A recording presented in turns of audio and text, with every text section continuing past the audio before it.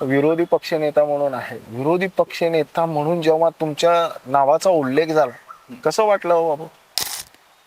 काय मी ज्या भागात येतो त्या भागात बरेचदा राजकीय महापालिकेतली पदं प्रत्येक कार्यकर्त्याला मिळाले.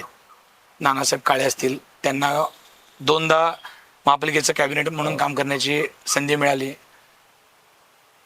पूर्वी त्या काळात किरण भैया पवार असतील, त्यांना काम करण्याची संधी मिळाली. परिवहनला येलोरेंना काम करण्याची संधी मिळाली. प्रताप चव्हाण यांना शिक्षण मंडळावर काम करण्याची संधी मिळाली. ज्या चंदेले ताई आहेत, नलिनताई चंदेले, त्या चोपाडच्याच महापौर म्हणून काम केलेले आहेत.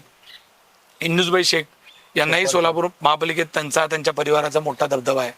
त्यामुळं एक महापालिकेबद्दल आमच्या भागातल्या लोकांमध्ये खूप एक वेगळं अट्रॅक्शन आहेच. सोलापुरात सगळ्यांनाच असतं, पण खास करून तिथं काम करतो तिथं माहित होतं की आपल्याला एकदा माझ्या जवळच्या सहकाऱ्यांना चेतनभाऊ नरोडे असतील, त्यांना स्टँडिंगचा चेअरमन म्हणून काम करण्याची संधी मिळाली.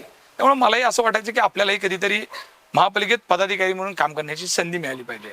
आणि संधी याकरता की आपल्याला मिळाली तर त्या संधीचा आपण आपल्या भागासाठी, आपल्या लोकांसाठी काहीतरी सोनं करता हवं. प्रत्येक आईचं एक स्वप्न असतं, घरच्यांचं असतं. माझ्या बायकोचं एक स्वप्न होतं की नगरसेवक झाल्यानंतर मला पण कधी तर महापालिकेच्या गाडीत फिरताना त्यांना बघायचं होतं. आणि त्यावेळेस तो एक माझ्यासाठी खूप भावनिक क्षण होता.